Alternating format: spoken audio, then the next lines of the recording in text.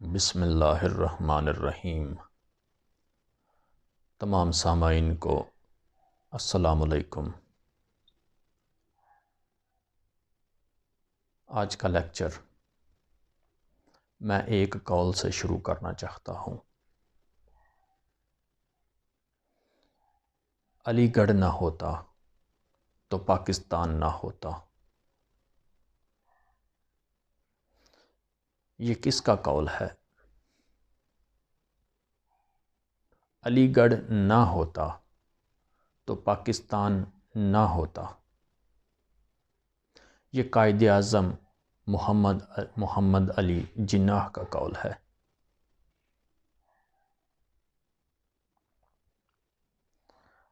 علی گڑھ کیا تھا؟ علی گڑھ ایک موومنٹ کا نام ہے۔ ویسے تو ایک علاقے کا نام ہے، ایک جگہ کا نام ہے، مگر یہ علی گڑھ موومنٹ تھی، یہ علی گڑھ تحریک تھی ایک، جس سے پڑھے ہوئے طلباء نے مسلم لیگ تشکیل دی، اور یہ وہی جماعت تھی جس نے آگے چل کر تو پاکستان کو وجود دیا۔ تو تحریک علی گڑھ کس نے بنائی؟ تحریک علی گڑھ کا بانی کون تھا؟ سر سید احمد خان، ایک مایہ ناز شخصیت۔ تو آج ہم دیکھیں گے نیشنل سروسز آف علی گڑھ موومنٹ، تحریک علی گڑھ کی ملی خدمات، ان کی اہمیت کیا تھی، اس تحریک کے اثرات کیا ہوئے ہندوستان پر۔ یہ ایک ایسی تحریک تھی جس نے مسلمانوں کی ڈوبتی ہوئی کشتی کو سہارا دیا، مسلمانوں میں ایک نئی امنگ کو پیدا کیا، مسلمانوں کی سوچ کو بدل دیا۔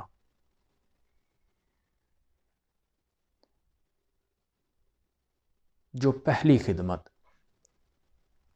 تحریک علی گڑھ نے کی، انگریزوں کے ساتھ مصالحت اور مسلمانوں کی مدافعت۔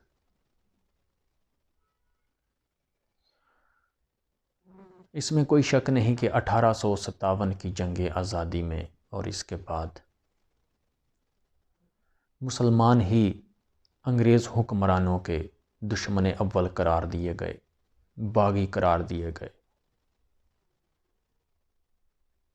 اس میں انگریز حکمرانوں نے مسلمانوں سے حکومت چھینی تھی، اور مسلمانوں سے ہی زیادہ بیر تھا۔ مسلمانوں کو ہر شعبے میں بیکورڈ کر دیا گیا، پیچھے کر دیا گیا، اور ہندو ہر شعبے میں آگے تھے۔ تو اس تحریک نے یہ کام کیا کہ مسلمانوں اور انگریزوں کے درمیان رابطے کو بڑھایا، فاصلے کو کم کیا، انگریزوں اور مسلمانوں کی عداوت کو کم کیا۔ مغربی تعلیم کا فروغ، یہاں کے مقامی باشندے ہندوستانی جو سادہ لوح انسان تھے، ان میں ایک غلط فہمی یہ پائی جاتی تھی کہ جو بھی انگلش سیکھے گا، انگلش بولے گا، وہ اپنے مذہب سے دور ہو جائے گا۔ اس تحریک نے یہاں کے مقامی لوگوں کی غلط فہمی کو دور کیا اور مثال قائم کر دی۔ پورے ہندوستان میں مختلف علاقوں میں سکولز قائم کیے گئے، تعلیمی اداروں کو قائم کیا گیا، فروغ دیا گیا۔ مشرقی بنگال میں نواب عبداللطیف خان نے محسن ٹرسٹ کو واگزار کروا کر تو مسلمانوں کی تعلیم کے لیے وقف کر دیا۔ محسن ٹرسٹ کی ایک دلچسپ کہانی تھوڑی سی 1 منٹ 2 منٹ کے لیے شیئر کرنا چاہتا ہوں۔ 1806 میں ایک امیر مسلمان فوت ہو جاتا ہے، اس کا نام ہے محسن علی۔ یہ جوہگلی ایک علاقہ کے رہنے والے تھے اور ان کی جائیداد بہت زیادہ تھی۔ جب یہ انتقال کر جاتے ہیں تو یہ اپنی جائیداد کو راہ خدا کے لیے اللہ کی راہ پر دے جاتے ہیں، جس سے مسلمانوں کا بھلا ہو۔ اس کو ایک ٹرسٹ کی شکل دے دیتے ہیں۔ تو ان کی وفات کے بعد ان کے جو ٹرسٹی تھے، انہوں نے یہاں پر ایک امام باڑہ بنایا، جنازے گاہ بنائی، کچھ ایسی ہی اور جگہ بنا کر مسلمانوں کی فلاحی کاموں کے لیے وقف کر دیا۔ تھوڑے ہی سالوں میں ان کے جو ٹرسٹی تھے ان کے درمیان کچھ تنازع ہو گیا۔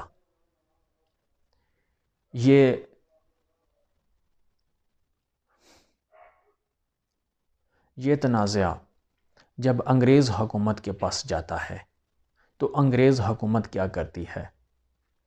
محسن ٹرسٹ کو اپنے انڈر کر لیتی ہے تھوڑی دیر کے لیے۔ بعد میں کیا، ان دونوں ٹرسٹیوں کو معزول کر کے تو اوورال ساری جائیداد پر انگریز حکمران اپنا تسلط جما لیتی ہے، اپنا قبضہ کر لیتی ہے۔ تو یہ اتنی بڑی جائیداد جو راہ خدا کے لیے وقف کی گئی تھی، اس پر ایک کالج بنایا جاتا ہے۔ انگریز حکمران ایک کالج تعمیر کرتے ہیں جس میں 300 اسٹوڈنٹ میں 3 بھی مسلمان نہ تھے۔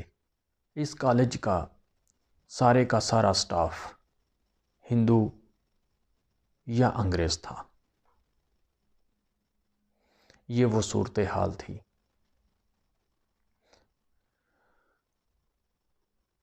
نواب عبداللطیف خان نے اس محسن ٹرسٹ کو واگزار کروا دیا اور مسلمانوں کی تعلیم کے لیے وقف کر دیا۔ اس تحریک علی گڑھ کے زیر اثر کافی سکولز بنائے گئے۔ اس میں امرتسر پنجاب میں MAO ہائی سکول بنایا گیا۔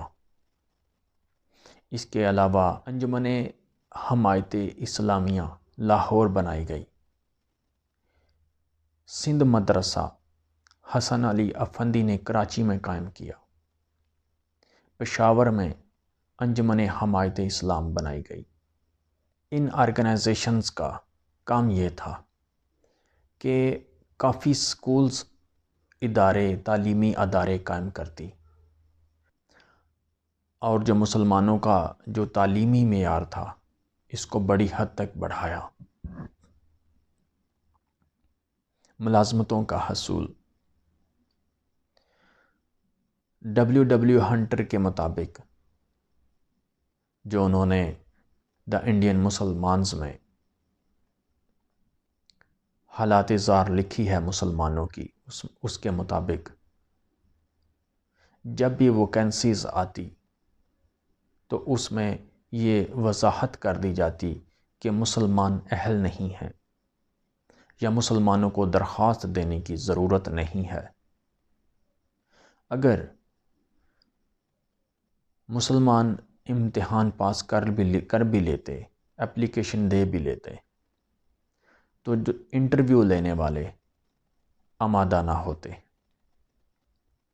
یہ وہ صورتحال تھی جس میں علی گڑھ سے پڑھے ہوئے لوگ اس قابل ہو گئے تھے کہ وہ انگریزوں کی ٹیون میں انگریزوں سے بات کرتے اور اپنے حقوق کا دفاع کرتے اور حقوق انگریزوں اور ہندوؤں سے چھیننے کی بڑی حد تک کوشش کرتے۔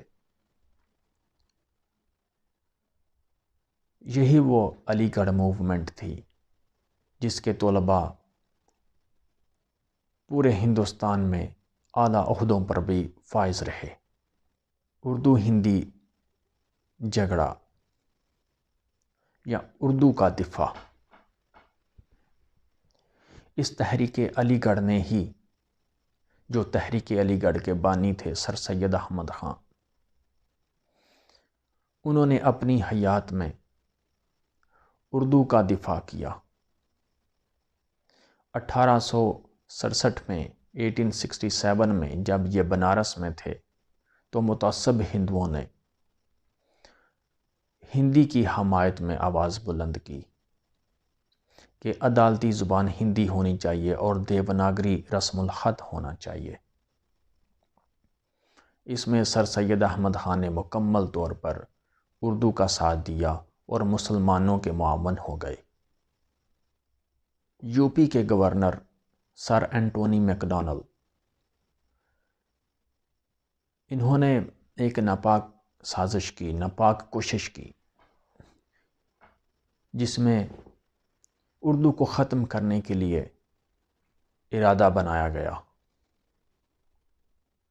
مگر اس وقت محسن الملک تھے، انہوں نے مکمل کوشش کر کے تو اردو کا دفاع کیا۔ مسلمانوں کے حقوق کا تحفظ، علی گڑھ موومنٹ نے بڑی حد تک مسلمانوں کے حقوق کا دفاع کیا، چاہے وہ سیاسی تھے، چاہے وہ مذہبی تھے یا معاشرتی تھے۔ سر سید احمد خان نے محمڈن ڈیفنس ایسوسی ایشن آف اپر انڈیا قائم کی، پیٹریاٹک ایسوسی ایشن قائم کی، محمڈن ایجوکیشنل کانفرنس قائم کی۔ ان سب کا کیا مطلب تھا؟ ان کی تعلیمی معیار کو بلند کیا جائے، ان کو ایسی جدید یورپین تعلیم دی جائے جس سے یہ ملازمت حاصل کر سکیں، اپنی معاشی حقوق حاصل کر سکیں۔ دو قومی نظریے کا فروغ، ہندوستان میں جو کہ کافی قومیں آباد تھیں، جن میں دو مین ہیں، مسلمان اور ہندو۔ مسلمان ایک الگ قوم ہے، ان کا ایک الگ تشخص ہے۔ علی گڑھ موومنٹ نے اور اس کے بانی نے مخلوط انتخابات کا بائیکاٹ کیا۔ سر سید احمد خان اور علی گڑھ موومنٹ کے جتنے بھی ممبر تھے، ان سب نے اس بات پر زور دیا کہ مسلمانوں کی ہر شعبے میں علیحدہ نشستیں ہونی چاہیے، ان کا علیحدہ کوٹا ہونا چاہیے، کیونکہ یہ ایک الگ قوم ہے۔ اگر مخلوط انتخابات مان لیے جاتے تو اس میں ہندوؤں کی اکثریت ہوتی، اکثریت میں نشستیں ہندو حاصل کر لیتے اور مسلمان بیکورڈ میں چلے جاتے۔ وفد شملہ اور مسلم لیگ 1905 میں برصغیر کا ایک بڑا صوبہ بنگال، جس کو انگریز حکومت نے اپنی ضرورت کے تحت تقسیم کیا، اور یہ تقسیم مسلمانوں کے فائدے میں رہی۔ ہندوؤں نے کیا سوچا کہ اس سے تو مسلمانوں کا فائدہ ہو رہا ہے۔ ہندوؤں نے احتجاج کیے اور اس تقسیم بنگال کو منسوخ کروا دیا۔ اس سے مسلمانوں کے جو لیڈر تھے، جو علی گڑھ موومنٹ کے ممبران تھے، اس میں وقار الملک، مولانا شوکت علی، مولانا ظفر علی، محمد علی جوہر، ان شخصیات نے کیا کیا؟ جو علی گڑھ کالج کے پرنسپل تھے مسٹر بیگ، ان کی وساطت سے لارڈ منٹو کو ملے اور اپنے حقوق کا اظہار کیا۔ اس وفد شملہ نے لارڈ منٹو کی ملاقات کے بعد ایک اپنی سیاسی جماعت بنانے پر بھی غور کیا۔ ان کو یہاں پر سیاسی جماعت کی ضرورت محسوس ہوئی، تو اسی وفد نے واپس آ کر تو ایک جماعت تشکیل دی دسمبر 1906 میں، جس کا نام آل انڈیا مسلم لیگ رکھا گیا، اور اس جماعت کو چلانے والے وہی ہاتھ تھے، وہی شخصیات تھیں جو علی گڑھ تحریک کی ذمہ داران تھیں۔ علی گڑھ کا ایک اور فعال حصہ علی گڑھ اولڈ بوائز ایسوسی ایشن ہے۔ اس کے افراد، اس کے ممبران پورے ہندوستان میں مختلف جگہوں پر اعلیٰ عہدوں پر بھی فائز رہے ہیں، اور انہوں نے مسلم لیگ کی بڑی حد تک حمایت کی، اور مسلم لیگ کو مستحکم ہونے میں بڑا اہم کردار ادا کیا، خاص طور پر بلوچستان میں اور سرحد میں۔ علی گڑھ معاشرتی اصلاح کی تحریک۔ علی گڑھ ایک ایسی تحریک تھی جس نے ہندوستانی معاشرے پر بہت گہرے اثرات ڈالے، جیسا کہ قدیم توہم پرستی کے جو نظریات تھے ان کو ختم کیا گیا۔ ایسی جو غلط فہمیاں میں پائی جاتی تھیں یہاں کے لوگوں میں، ان کو ختم کیا گیا، جیسا کہ یہاں پر جب پوسٹ آفس بنے، برقی تار کا استعمال کیا گیا، تو یہاں کے جو مقامی لوگ تھے یہ ان سب چیزوں کو عیسائیت کی تبلیغ شمار کر رہے تھے۔ تو اس تحریک نے کیا کیا؟ اس نئی ایجادات کو اپنانے پر یہاں کے لوگوں کو آمادہ کیا۔ تحریک علی گڑھ نے یہاں کے لوگوں کے معیار زندگی کو بڑی حد تک بلند کیا۔ یہ وہ چند ملی خدمات تھیں تحریک علی گڑھ کی۔ یہ تھے مثبت پہلو، تحریک علی گڑھ کے مثبت پہلو۔ اس کے بعد ایک اور پارٹ، تحریک علی گڑھ کے نیگیٹو پہلو کیا بنے، اس کے لیے ہم نیکسٹ لیکچر میں انشاءاللہ بات کریں گے۔